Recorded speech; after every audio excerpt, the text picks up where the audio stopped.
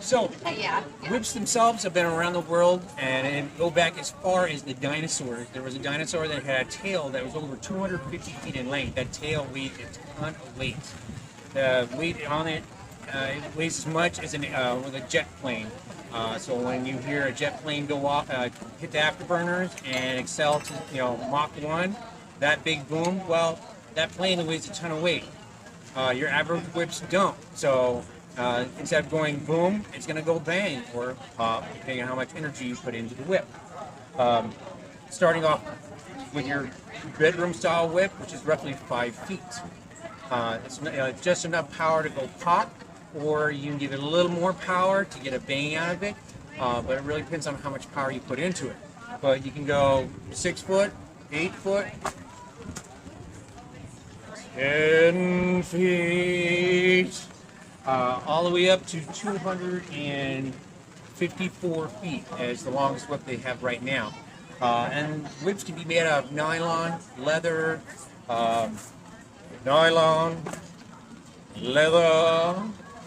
You can also have whips made out of chain. And yes, I can crack a piece of chain. It's a little harder. You have to give it a little more power. With whips like these, you have to be really careful because it's chain. Swinging them around, trying to crack it, and the recoil on a chain is 80%. So when it flies out and crack, it flies back at you. If you don't step out of the way and let it pass you, it'll hit you. And depending on where your arm level, that can be anywhere facing here. So, but it's a lot heavier. So 6 feet of chain isn't like 6 foot, your 6 foot nylon whip. It weighs a lot more. This 6 feet of chain of half-inch chain weighs as much as a 14-foot leather whip. So you being hit by this, it's like a 14-foot whip. It's especially the fall. The whip itself, when it rolls out, the last foot of the whip is what reaches the velocity speed. This part is times 100. So from 7 miles an hour or whatever, boom, it goes to 778 miles an hour. That's the pop you hear. It pops, bang. It really depends on how much energy you're putting in it. We also have handle sizes. We have snake whips, which are basically like this. Snake whip, this is what you grab. It's the head. It ribbles and ravels. You're more likely to hit yourself with a chain whip or a snake whip. Then we have American bull whips, and we have stock whip. American bull whips are roughly 6 inches, give or take a few inches. Same with stock whips, they're 12 inches, give or take a few inches. And then, even better, when you live on an island, that half the population of creatures can kill you with a single bite. We have Australian whips. And Australian whips, the handles alone are 18 to 24 inches. So, that's a lot right there. But that's just the handle size. It all depends on how long of the whip itself. So with the whips, they have 5 properties. There's the pommel. The pommel goes in your hand wraps around, finger on top, and you flick forward. Then you have the handle. You can get a handle on it. And for you people, I apologize for this. It's not a joke, but this part of the whip is now a part of article of clothing that they have today. This is called the thong of the whip. Before it was called an article of clothing now. So from the thong, we go into the fall of the whip. The fall of the whip itself, right here, is what the last piece that usually falls before it breaks the sound barrier. So this last foot right here was originally what hit you. This is the part that hurt a lot. But with today's technology, we have this nice nylon long string, survey string, which gives it a nice crisp crack.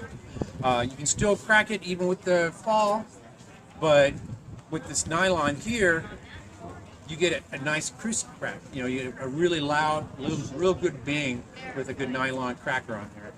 Leather or, anyway. But you get that last piece of nylon there, you get a good crack out of it. So, and then, other than that, like I said, they have whips that are made out of nylon, chain. Australians have their kangaroo hide on a metabolic, skin-wise. The skin from a kangaroo is so dense that it's not exactly bulletproof, but it's definitely thicker than cowhide, and it's definitely thicker than yours. So if you ever smacked a horse or a cow in the butt and your hand aches, well, I think that is, if a cow slapped a kangaroo. I know, terrible analogies, but you get the point. Kangaroo hide whips are the best whips out there right now.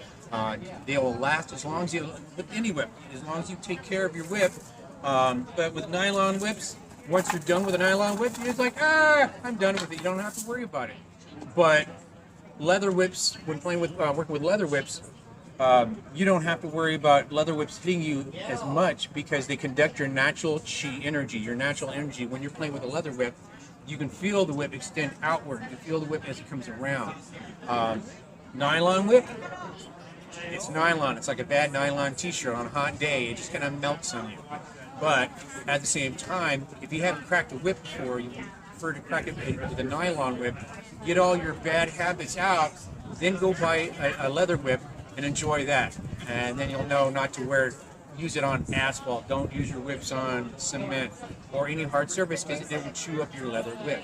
And then you just wasted, a couple $100, depending on how much you spend on your leather whip. Or $50 for $30 material, you can whip it right out. Go to How to Make a Whip by Adam Whitridge. YouTube shows you how to make these steam exact whips, and you can get all your bad habits out, and then go out and get yourself a leather one and make it look good.